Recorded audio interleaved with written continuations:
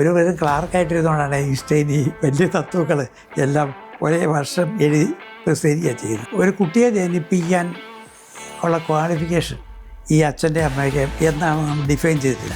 ഇതിനൊരു ക്വാളിഫിക്കേഷൻ ആവശ്യമില്ലെന്നാണ് നമ്മൾ ധരിച്ചിരിക്കുന്നത്. സ്കൂളിൽ നിന്ന് കെട്ടിടത്തിന് മുകളിൽ ഒരു കുട്ടി ചാടിയാൽ സ്കൂൾ പ്രിൻസിപ്പളാണോ, സ്കൂൾ മാനേജ്മെൻറ്റാണോ, അധ്യാപകരാണോ, കുട്ടിയാണോ, കുട്ടിയുടെ മാതാപിതാക്കളാണോ, നാട്ടുകാരാണോ, ഗവൺമെൻറ്റാണോ ഇതിന് പ്രതി എന്നതായിരുന്നു ചർച്ച. ലോകത്തിലെ ഏറ്റവും അത്ഭുതകരമായ, ഏറ്റവും മനോഹരമായ, അനന്ത സാധ്യതയുള്ള ഒരു സൃഷ്ടിയാണ് ഒരു കുഞ്ഞെന്ന് പറയുന്നത്. ലോകത്തിൽ കിട്ടാവുന്ന ഏറ്റവും വലിയൊരു ജോലി എന്ന് പറയുന്നതാണ് ഈ ടീച്ചിങ് പ്രൊഫഷൻ എന്ന് പറയുന്നത്. ഈ ദൈവത്തിൻ്റെ ഏറ്റവും അത്ഭുതകരമായ സൃഷ്ടികളെ മോൾഡ് ചെയ്തെടുത്ത് സമ്പൂർണ്ണ വ്യക്തികളാക്കി മാറ്റുന്ന ഒരു വലിയ ദിവ്യമായ പ്രോസസ്സാണ് ഈ പഠിപ്പീരെന്ന് പറയുന്നത്.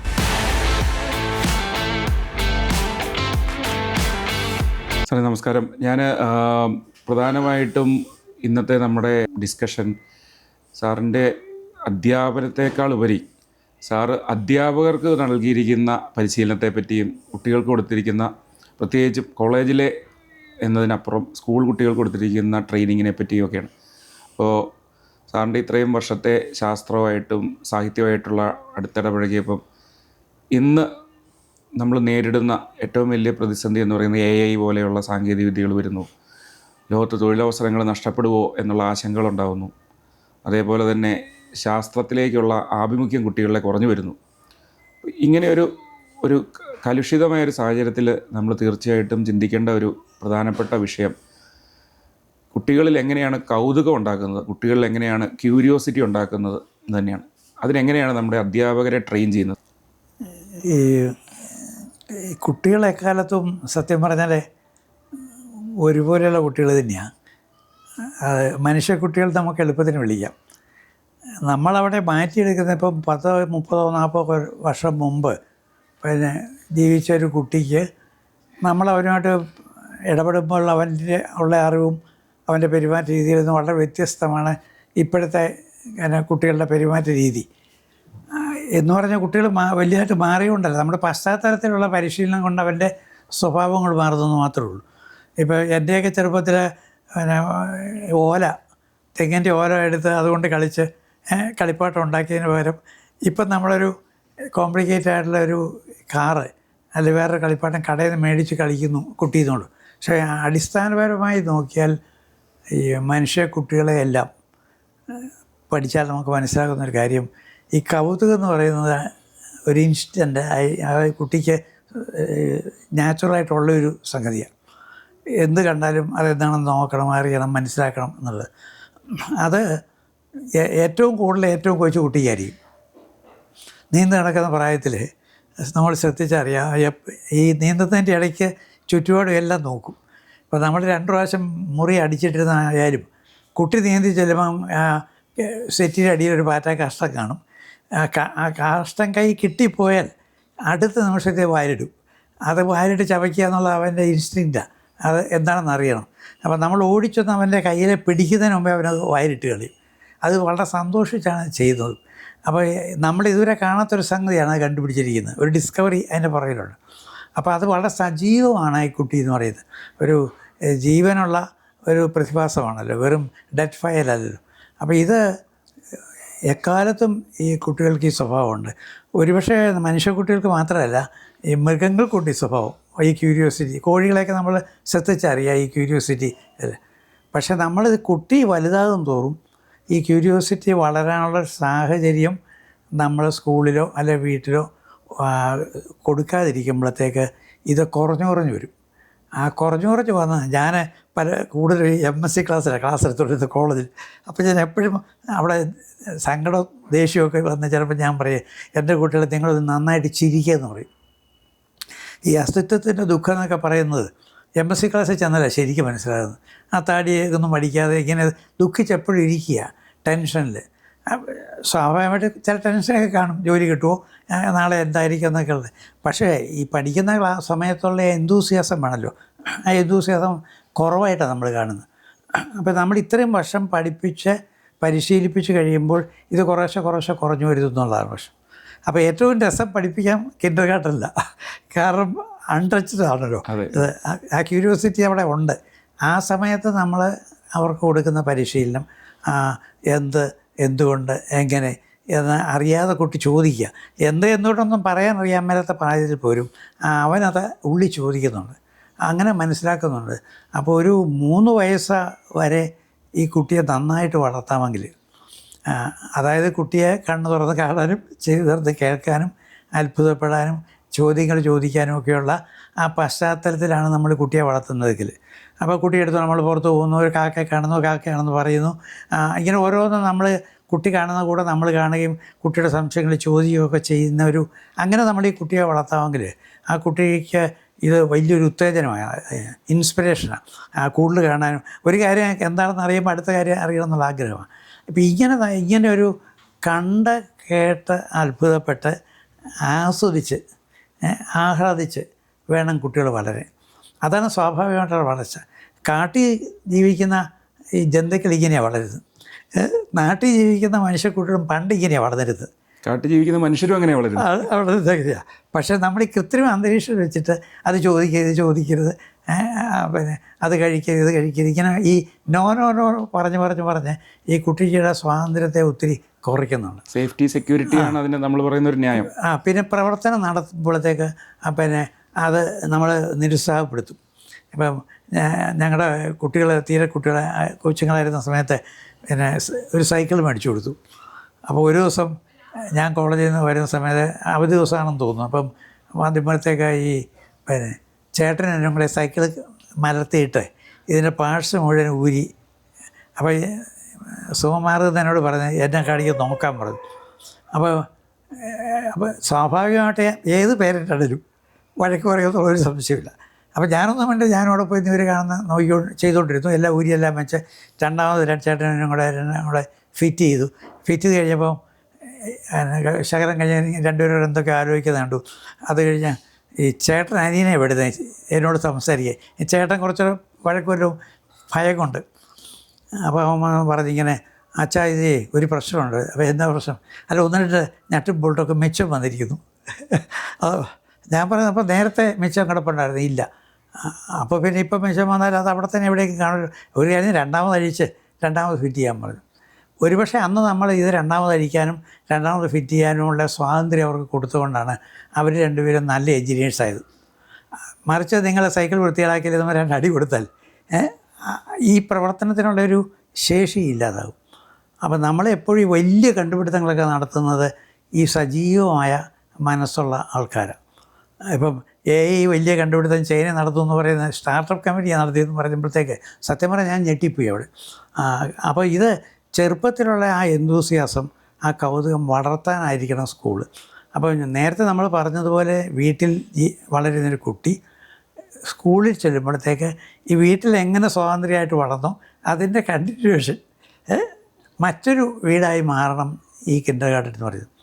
അത് തന്നെ പിന്നീട് മുമ്പോട്ട് പോകുന്നത് ഈ റിലേറ്റ് ചെയ്ത് പോയെങ്കിൽ മാത്രമേ ഈ കുട്ടിക്ക് ഇത് കിട്ടും. അപ്പോൾ അവിടെ നമ്മൾ മുകളിലത്തെ ക്ലാസ്സിൽ ചെല്ലുമ്പം പരീക്ഷ, സിലബസ്, ചോദ്യപേപ്പർ, മാർക്ക്, ഇങ്ങനെയുള്ള ഒത്തിരി ഇഷ്യൂസൊക്കെ അവിടെ വന്നു കഴിയുമ്പോഴത്തേക്ക് ഈ പറയുന്ന രീതിയിൽ രസിച്ച് പഠിക്കാനുള്ളൊരു അവസരം കുട്ടിക്ക് ഇല്ലാതാകുന്നു. അത് വരുമ്പോഴാണ് ഈ എന്തൂസിയാസം കുറയുന്നു.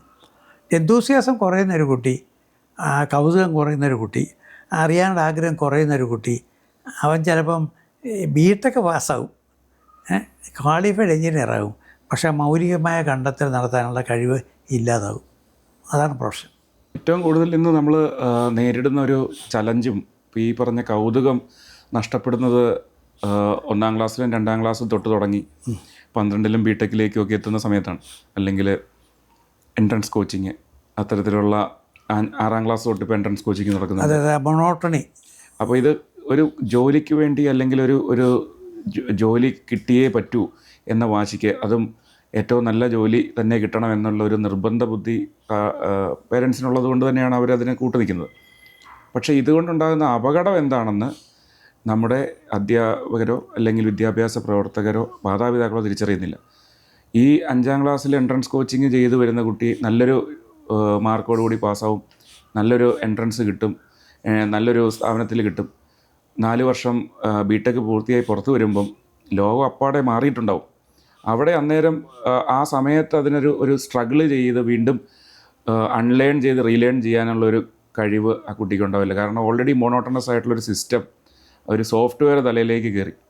ഇവിടെ ഈ സജീവം എന്ന് സാറ് പറഞ്ഞ വാക്കാണ് അതിനകത്ത്. വളരെ ഓർഗാനിക്കായിട്ട് ഇത് ലേൺ ചെയ്യാനും അൺലേൺ ചെയ്യാനും റീലേൺ ചെയ്യാനും പറ്റുന്ന ഒരു മീഡിയമായിട്ട് ബ്രെയിനിനെ ട്രെയിൻ ചെയ്യുന്നില്ലെങ്കിൽ വളരെ ചെയിൻഡ് ആയിട്ടുള്ള ചിന്തകളും വളരെ സ്ട്രക്ചേർഡ് ആയിട്ടുള്ള ചിന്തകളും മോണോട്ടണസ് ആയിട്ടുള്ള സിസ്റ്റവും പ്രാക്ടീസസുമായിട്ട് ബ്രെയിനിനെ ട്രെയിൻ ചെയ്ത് സ്കൂളിൽ നിന്ന് ഇറക്കി വിട്ടാൽ സംഭവിക്കുന്ന ഒരു പ്രശ്നമാണിത്.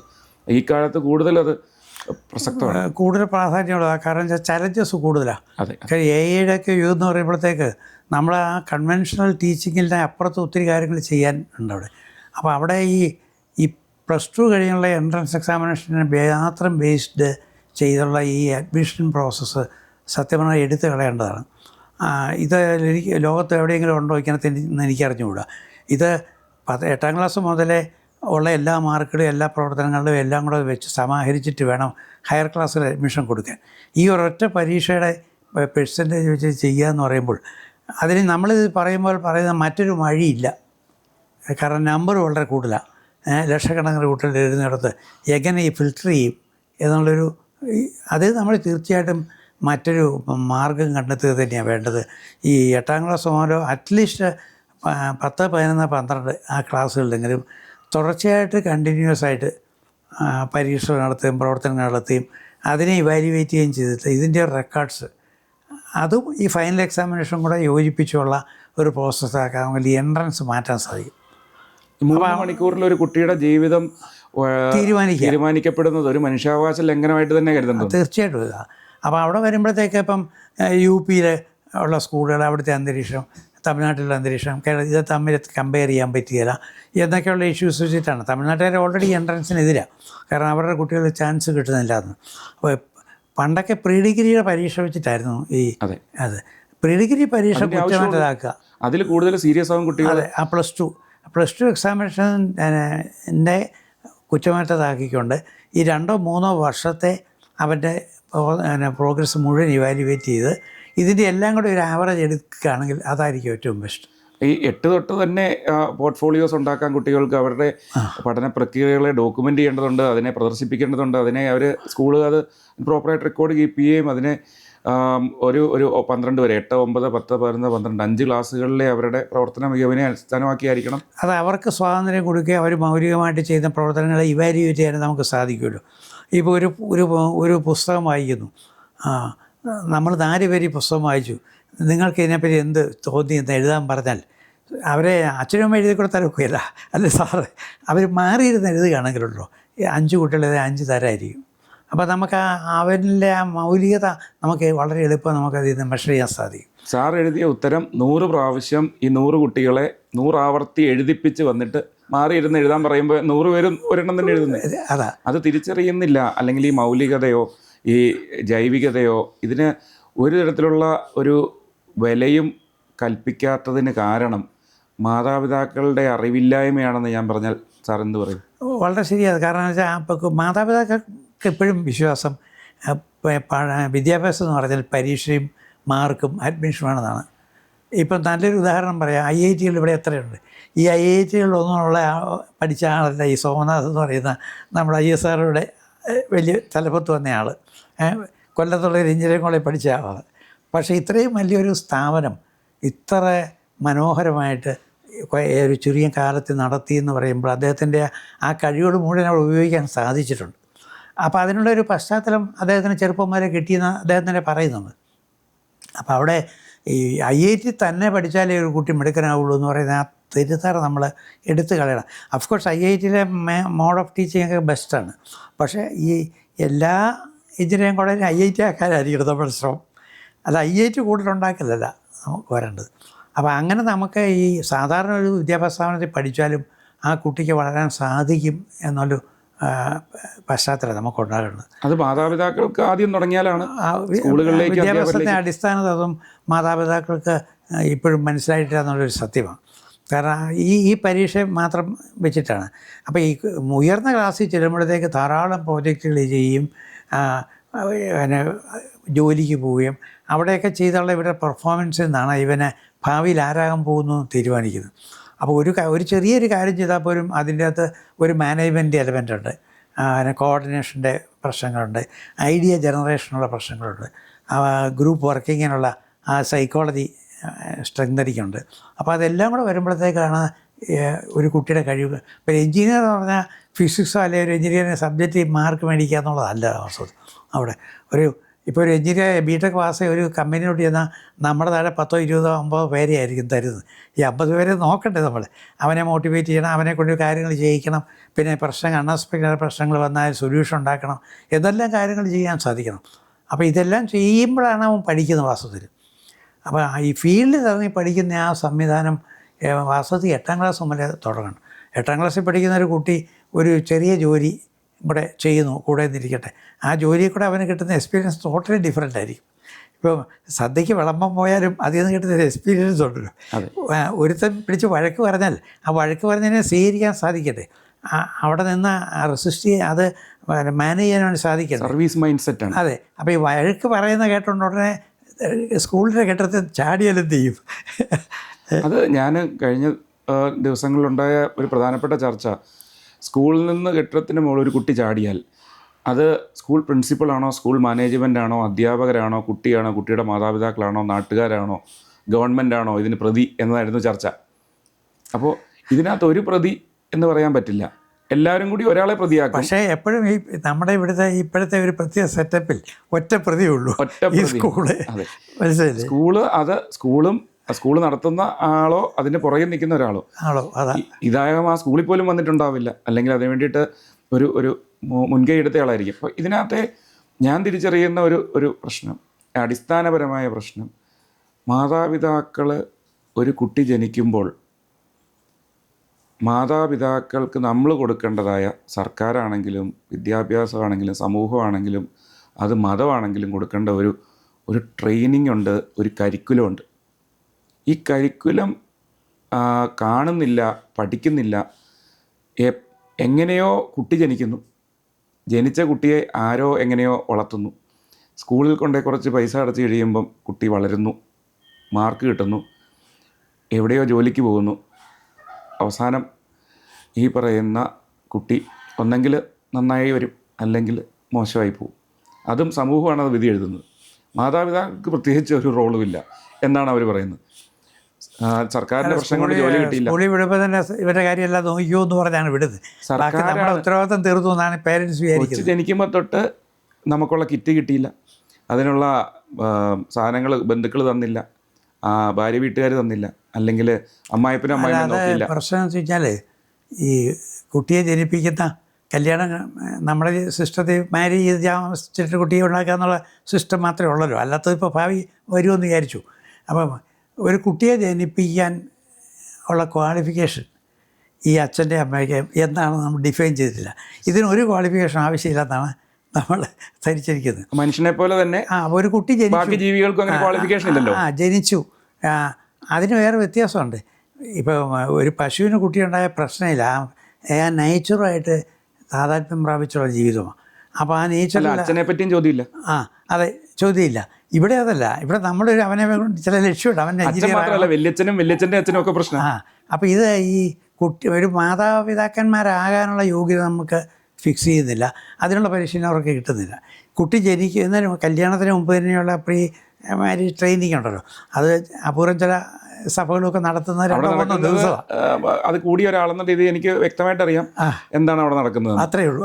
ഇതല്ല, ഈ ഒരു പക്വത ഈ അച്ഛനും അമ്മയ്ക്കും ജീവിതത്തിലോട്ട് വരുമ്പം ആവശ്യമുണ്ട്. അതായത് ഒരു കുട്ടി ഉണ്ടായിക്കഴിഞ്ഞാൽ ലോകത്തിലെ ഏറ്റവും അത്ഭുതകരമായ, ഏറ്റവും മനോഹരമായ, അനന്ത സാധ്യതയുള്ള ഒരു സൃഷ്ടിയാണ് ഒരു കുഞ്ഞെന്ന് പറയുന്നത്. അതിലും മനോഹരമായൊരു പ്രതിഭാസം നമുക്ക് സങ്കല്പിക്കാൻ സാധിക്കില്ല. കാരണം ഇപ്പം അവസാനമാണ് ഈ ദൈവ മനുഷ്യനെ സൃഷ്ടിച്ചെന്നുള്ള ബൈബിൾ കഥയിൽ അർത്ഥമുണ്ട്. കാരണം വെച്ച് കഴിഞ്ഞാൽ ഇതിൻ്റെ ആ എവല്യൂഷൻ്റെ ഒരു സ്റ്റേജിൽ അതിൻ്റെ ഒരു കംപ്ലീറ്റ്നെസ് വന്നിരിക്കുന്ന ഹ്യൂമൻ ബ്രെയിനിലാണ്. അപ്പോൾ ആ ഹ്യൂമൻ ബ്രെയിനിൻ്റെ അത്രയും കോംപ്ലിക്കേഷനായിട്ടും അത്രയും സാധ്യതയുള്ളൊരു പ്രതിഭാസം നമുക്ക് സങ്കല്പിക്കാൻ സാധിക്കില്ല. ഒരേക്ക് ഇപ്പോഴും അത് സങ്കല്പിക്കാൻ സാധിക്കാത്തൊരു ഇതാണ് AI കണ്ടുപിടിക്കാൻ പറ്റുന്ന ബ്രെയിൻ. അതെ, എയും ഈ ബ്രെയിൻ കണ്ടുപിടിച്ചതാണല്ലോ. അപ്പോൾ ഈ കോടിക്കണക്കിന് ഈ ന്യൂറോൺസ് സംഘടിപ്പിച്ച് വെച്ച് അതിനെ പ്രത്യേക രീതിയിൽ കണക്ട് ചെയ്ത് വെച്ച് ഉള്ളൊരു സംവിധാനം ഈ ഇൻ്റർനെറ്റിൻ്റെയൊക്കെ എത്രയോ വലിയ ഒരു സൂപ്പർ ഇൻ്റർനെറ്റാണ് ഈ സാധനം. അപ്പോൾ പക്ഷേ ഇതിൽ പ്രോഗ്രാംസ് ഒന്നുമില്ല. ഓർഗാനിക്കായിട്ട് ഇത് പ്രോഗ്രാം ഉണ്ടാകണം. പ്രോഗ്രാം ഉണ്ടാകുന്ന നാച്ചുറലായിട്ട് ഉണ്ടാകുന്നു, നമ്മൾ ഉണ്ടാക്കുന്നു.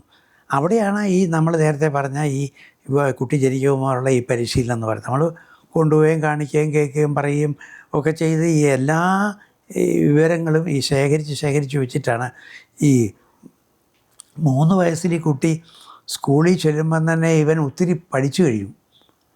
ഒത്തിരി വിവരങ്ങൾ ഇവനെ മനസ്സിലുണ്ട്. ഇവന് അച്ഛൻ എന്ന് പറഞ്ഞാൽ എഴുതാൻ ഫാദർ എന്നുള്ളതിൻ്റെ സ്പെല്ലിങ് അറിയാൻ പറ്റത്തുള്ളൂ. ഫാദർ എന്നാണെന്ന് അവനറിയാം.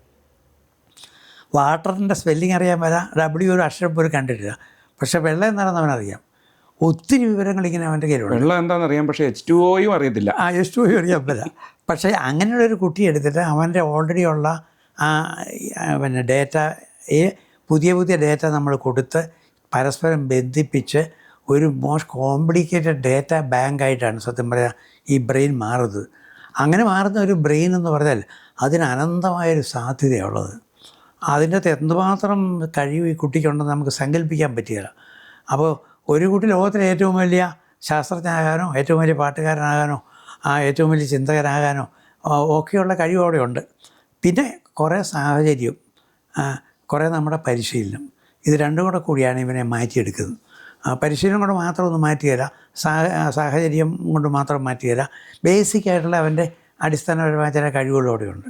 അപ്പോൾ നേച്ചറും നർച്ചറിങ്ങും ഉണ്ട്, രണ്ടുമുണ്ട്. അപ്പോൾ ഇത് രണ്ടും കൂടെ വന്നിട്ടാണ് ഈ കുട്ടിയെ.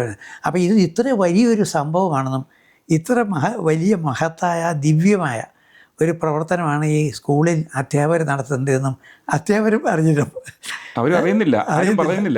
അറിയുന്നില്ല. ഇപ്പോൾ ഒരു പുരോഹിതന് ഈ ബൈബിൾ കയ്യിൽ പിടിക്കാനും ഈ ലോഹ ഇടാനും ആദ്യം നമുക്ക് അർത്ഥം മനസ്സിലാക്കാതെ പ്രസംഗിക്കാനും പറ്റുന്ന ഒരു അച്ഛന്മാരുണ്ട്. പക്ഷേ ഇതെല്ലാം ഉൾക്കൊണ്ടിട്ട് ഒരു യഥാർത്ഥ പുരോഹിതനായിട്ട് ഈ കുഞ്ഞാടുകളെ നയിക്കാൻ പറ്റണമെങ്കിൽ എത്രയോ പക്വത ആവശ്യമുള്ളൂ. അത് തന്നെയാണ് ഈ ഒരു ടീച്ചറും ദിവ്യ ദർശനം വേണം. അപ്പോൾ ഇത് ലോകത്തിൽ കിട്ടാവുന്ന ഏറ്റവും വലിയൊരു ജോലി എന്ന് പറയുന്നതാണ് ഈ ടീച്ചിങ് പ്രൊഫഷൻ എന്ന് പറയുന്നത്.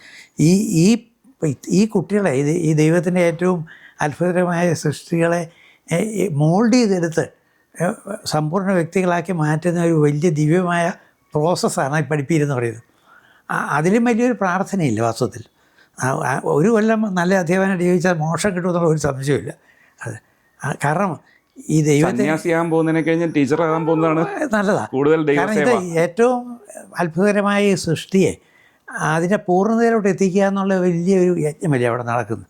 അങ്ങനെ എത്തിക്കഴിയുമ്പോൾ ഈ കുട്ടി ഒരു സാധാരണ സ്കൂളിൽ പഠിച്ച കുട്ടിയായിരിക്കും ഈ സോമനാഥൻ്റെ കൂട്ടി ഒരാളായിട്ട് മാറുന്നത് അവിടെ. കാരണം അതിനുള്ള പശ്ചാത്തലം ഈ കുട്ടിക്ക് ഓൾറെഡി കിട്ടിയിട്ടുണ്ട്. അല്ലാതെ കുട്ടി വലിയൊരു വീട്ടിൽ വിദ്യാഭ്യാസമോ വലിയൊരു സ്കൂളിൽ പഠിക്കണമെന്നൊന്നുമില്ല. സാധാരണ സ്കൂളിൽ പഠിച്ച കുട്ടിയായാലും മതി. പക്ഷേ ഈ ടാലൻ്റ് അവിടെ വേണം. ജന്മന ഉണ്ടാകുന്ന ഈ കൗതുകത്തെ ഓഫാക്കി കളയാതെ അടിച്ചമർത്താതെ അതിനെ നിലനിർത്തി പോകുന്ന ഒരു ട്രെയിനിങ് അധ്യാപകർക്ക് കൊടുക്കേണ്ടതുണ്ട്. ഉണ്ടാകണം. ഈ കൗതുകം ഇല്ലാതാക്കുന്നതാണ് പലപ്പോഴും അധ്യാപനം. പിന്നെ അതിനോടുകൂടി തന്നെ ഈ നോളജ്, സിസ്റ്റമാറ്റിക് നോളജ് ആണല്ലോ സയൻസ് എന്ന് പറയുന്നത്. അപ്പോൾ നമ്മൾ ഒരു വിവരം നമ്മൾ കൊടുത്ത് വേറൊരു വിവരം കൊടുത്ത് പരസ്പരം ബന്ധിപ്പിച്ച് കണക്ട് ചെയ്ത് ഉണ്ടാകുന്ന ഒരു അറിവിൻ്റെ ഒരു ലോകമുണ്ട്.